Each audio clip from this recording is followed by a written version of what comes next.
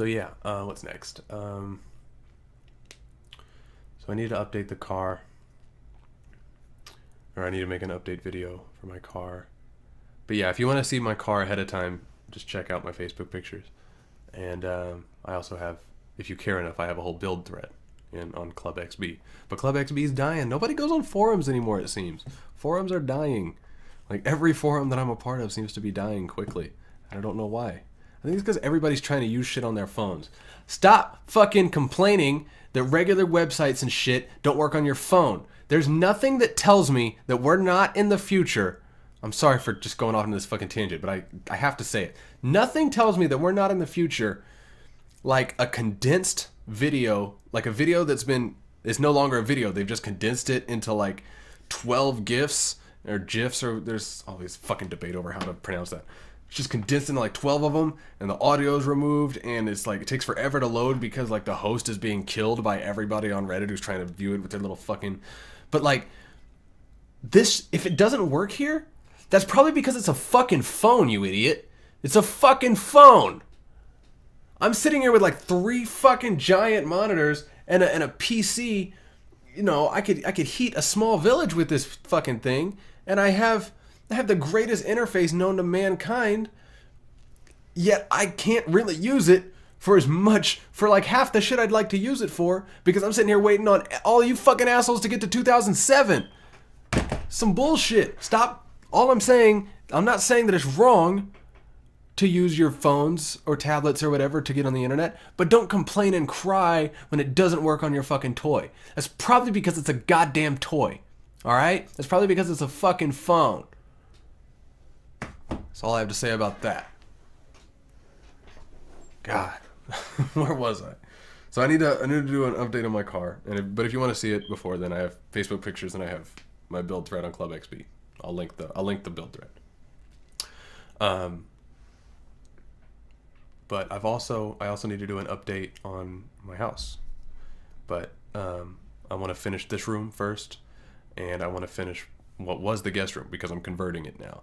Because late 90s, early 2000s were the most sentimental points of my life. They're the most cherished points of my life. They're like right as I was, learning, what and who I am, and what I like and what my interests are, and what, I was just being a kid, and that was cool. I loved, like, 1999 specifically, man. That's where it was at. That's when I was at my most happiest. And of course I was, because I was, I was a kid. So that was that. What I'm getting at, before I get all sentimental and nostalgic on you, I'm making 1999 over here. I'm gonna party like it's 99 over here. Because I fucking party. I may not have a bunch of friends and stuff, but I party like every fucking night. People that were asking me, my birthday just happened on the 5th. I just turned 22 on the big 2-2. People just ask me what is your what are you doing on your birthday, or like what are you doing for Thanksgiving, or what are you doing for yada yada, what are you doing Friday the 13th, I'm just doing what I do fucking every night. I fucking go hard. I go in, nigga. I do what I do every night. But what I'm building over here is for that specifically. I'm going to put like shitty wall tiling all around it. I already have like a shitty couch for it. And I got like a little like shitty wood grain like TV stand. And one of those, I haven't gotten one, but I need to get one of those big TVs that's, I don't want it to be like too vintage, because I still want to be able to plug like certain things into it so I can play like at least downloaded content on it. So, but I still want like a flat screen TV with like one of those big ass backs on it.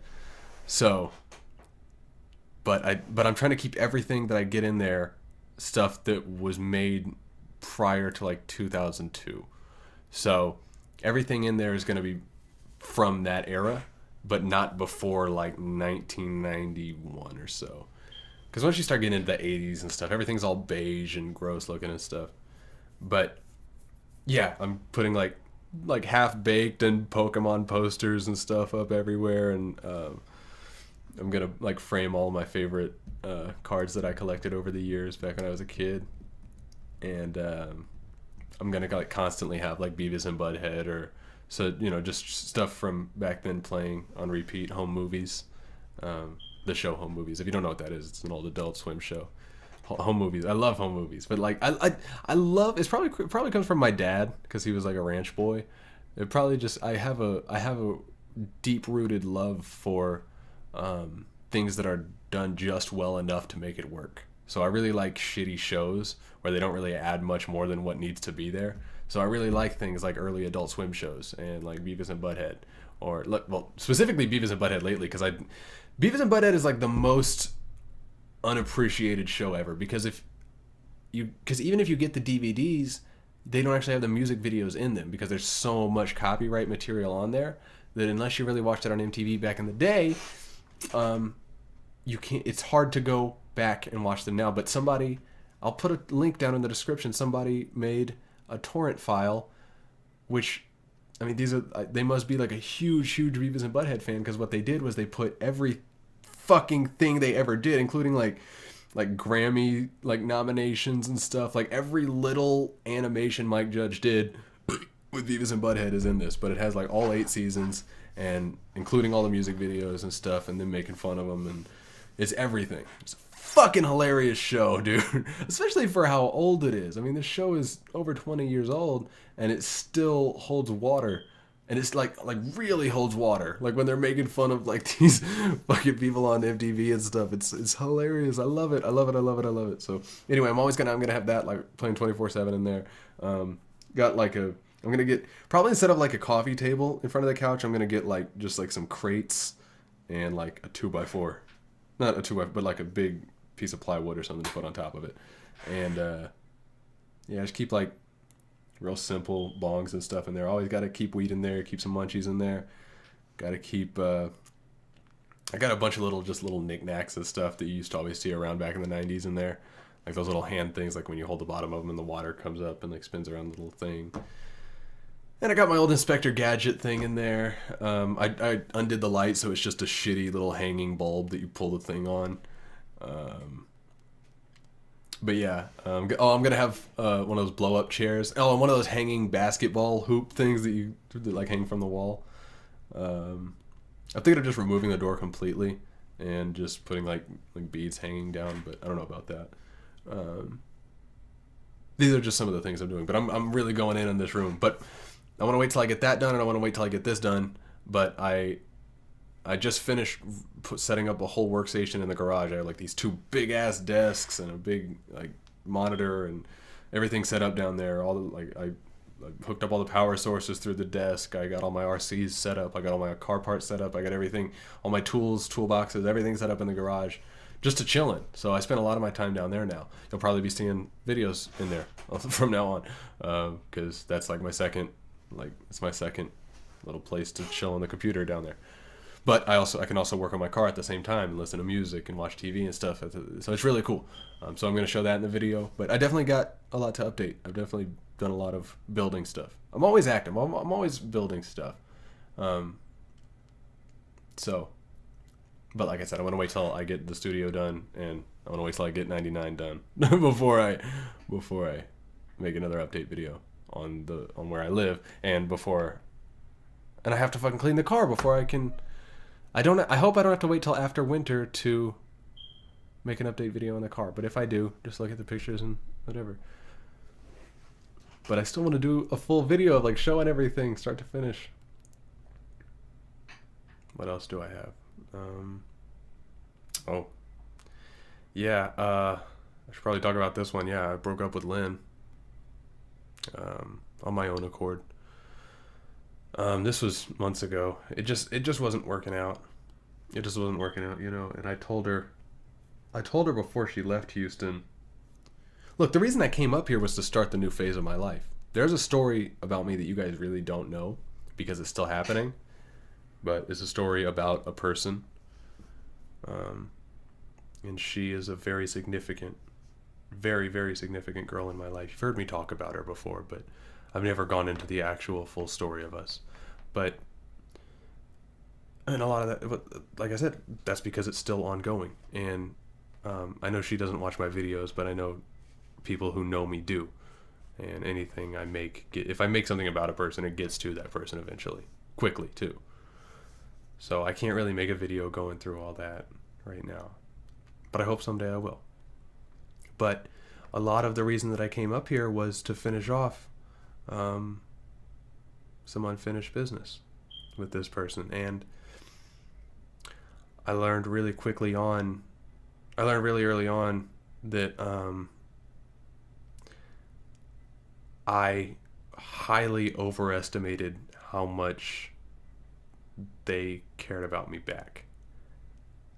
And I highly overestimated what we had. And that's a pill that I've been trying to swallow for a long time.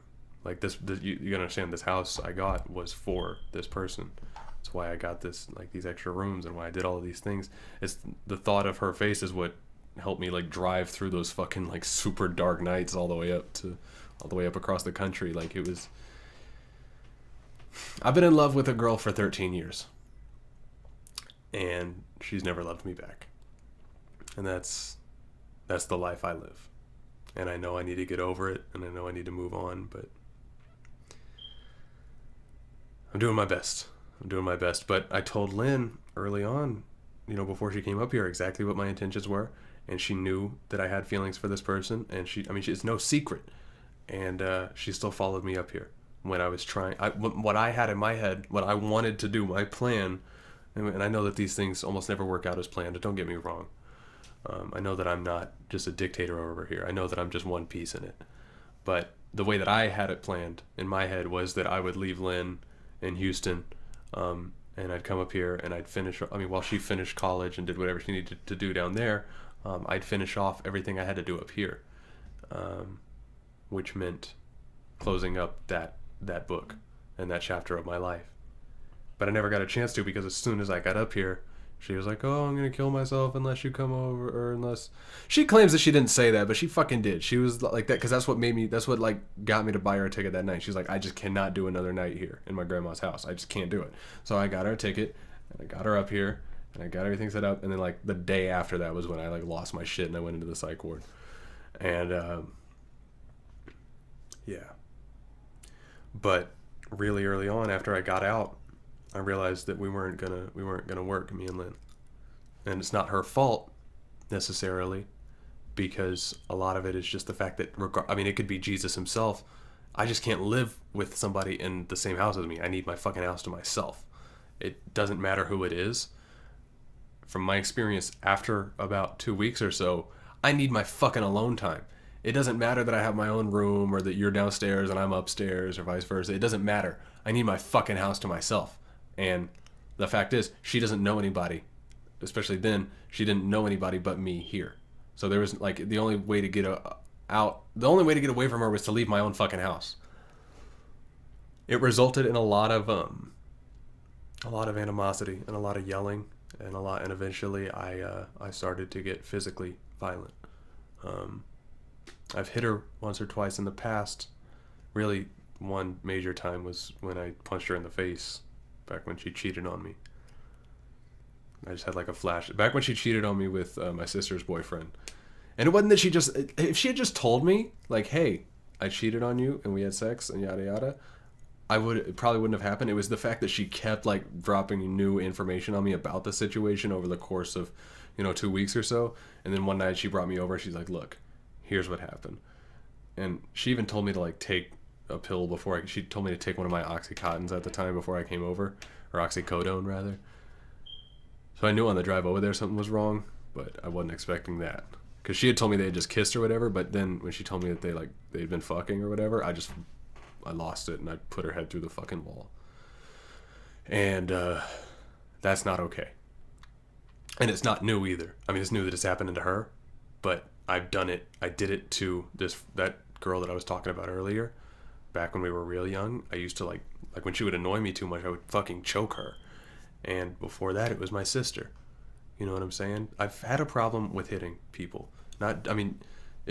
It's most prominent in women because you're not supposed to do that, but it's not just strictly women. I have a problem with I lash out physically when I shouldn't. And that's a problem. I got to start the next video because I have more to talk about here.